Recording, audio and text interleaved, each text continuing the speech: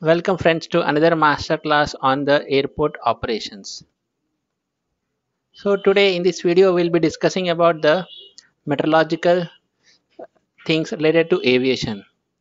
So in India, Indian Meteorological Department is a central organization which takes care of giving the meteorological reports in the airport. So how they are giving these reports are they are providing these services through 18 aerodrome meteorological offices which are AMO. This is important to remember. And then likewise, they are having 54 aeronautical meteorological stations AMS, which are located at various national, international airports of the country. So these AMOs are located in bigger cities like Mumbai, Kolkata, Delhi, and Chennai airports, which also serve as meteorological watch offices. You should know this also that meteorological watch offices are located at these bigger airports, that is Mumbai, Kolkata, Delhi, and Chennai.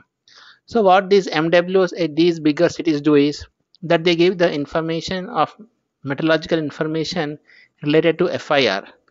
FIR is very important term is aviation that you have to know that it is a flight information region.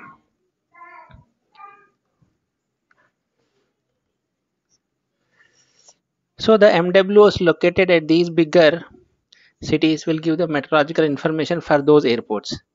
Likewise, there will be smaller airports in which meteorological department will take care.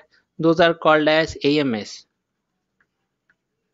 that is aeronautical meteorological stations. So these will take care of smaller airports, and MWS will be taking care of bigger airports and cities which are Mumbai, Delhi, Kolkata, and Chennai, and they are categorized into FIRs, that is flight information regions.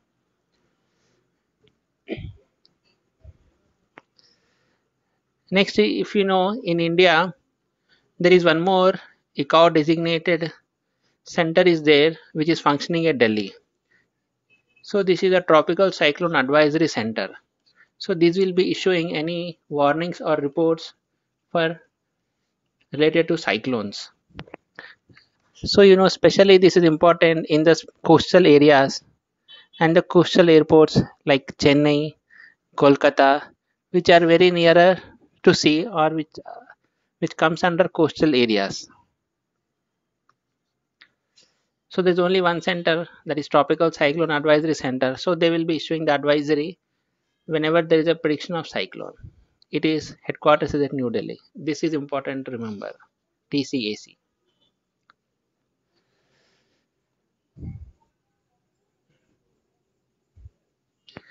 So now that we have understood that IMD is the one which will be giving the meteorological reports at the airports.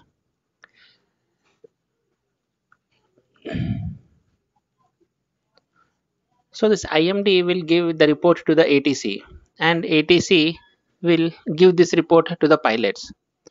So the pilots which are means the flights which are incoming, means you mean say arriving or departing. So these aircraft need the met reports, which are meteorological reports. So this will they will get through ATC, whereas ATC will in turn get through IMD.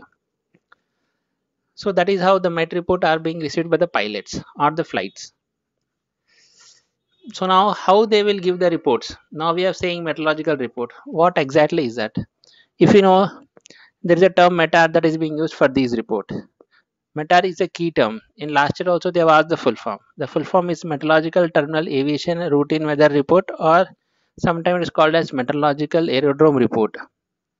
You have to remember these two full forms. So this METAR is basically a reporting. It reports a weather information. So the METAR report will consist of weather information only.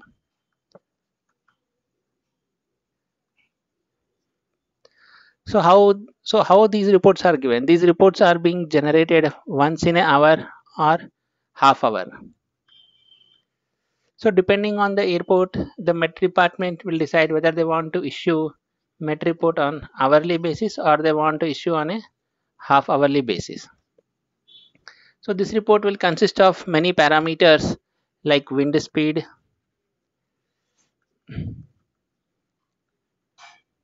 visual range, and so many things will be there. I will be discussing about those in my next videos. So then this is the METAR, which is a MET report. Since this is issued half yearly, once in an hour or half yearly, what if there is sudden change in the atmosphere or the or in the meteorological condition at the airport? Let's say if the wind speed has been drastically changed in matter of, let's say, 10 minutes or 15 minutes. So such immediate changes are being given through a special MET report, which is known as SPECI, S-P-E-S, S-P-E-C-I. This is basically a special MET report. You have to remember that. The key terms you have to remember are there is a conditions change significantly, only then SPECI is issued. So the difference is between METAR and SPECI is a routine report or a regular report, whereas SPECI is a special report, special METAR report. This will be issued when there is a sudden change or a significant change. So this will be issued on a need basis, like whenever there is a change they will issue, whereas this one are being issued regularly, that is 1 hour or half an hour basis. So now we will move ahead to another terminology in aviation that is used is fog, FOG. The key point is to remember that a fog is basically a surface based cloud which is consisting of water droplets or ice crystals. You have to remember these 3 points, that the fog is surface based and is a water droplets or ice crystals. In aviation there are many hazards. A hazard is basically a dangerous situation. Anything which is dangerous or is likely to possess any threat or cause any damage, that is known as a hazard. So weather condition is also one type of hazard in aviation. So if you know that a fog is there or a heavy fog is there, then that is categorized as a hazard in aviation. So this is one of the most important hazard in aviation that is related to weather. Especially it is prevalent in coastal areas where moisture is abundant. So you have to remember that this fog is prevalent in coastal areas. Where does it occur? It occurs at a relative humidity near 100%. So we have to remember this, how fog actually occurs. So now there are two different phenomena through which fog formation happens. Fog formation happens by cooling the air to its dew point, or it will also happen by adding moisture to the air. So these two are different forms by which fog formation can happen. So we have to remember these. These are important. So now we'll move ahead to another important topic, which is mist, MIST. Basically MIST is a heavy fog or it is a drizzle. So how mist is formed? Mist is formed by the small droplets of water suspended in air. So this we have to remember. This is the key term, and it is one of the example of dispersion. You have to remember the keyword dispersion, and where it is commonly seen. It is seen where warm moisture meets sudden cooling. So just now we have told that MIST is a form of a heavy fog. So there is a difference between mist and fog. What are the main differences? If you know, the process of formation of fog and mist is same. This you have to remember, that formation is same. Now the key difference is fog is a denser, whereas and it lasts longer also. Whereas mist is thinner and it is more transparent. So these are the key differences and similarities between fog and mist. So how haze actually forms? Haze is traditionally atmospheric phenomena in which dust, smoke and other dry particles obscure the clarity of the sky. This is important. Dust, smoke and other dry particles. Whereas the fog is of water, only water droplets. Whereas haze is dust, smoke and other dry particles. So you have to remember this. Whenever dust, smoke term is used, then the chances of haze is more. Whereas if the water droplets is there, they will lead to the formation of fog. So how does the haze affect the aviation? Let us say an aircraft is approaching. Let us say it is landing in an airport. Then what will happen is, if there is a haze in the airport or near the airport vicinity, then what happens is, depending on the direction of the view of the pilot with respect to the sun, haze color will change. The sky seems to appear in a different condition.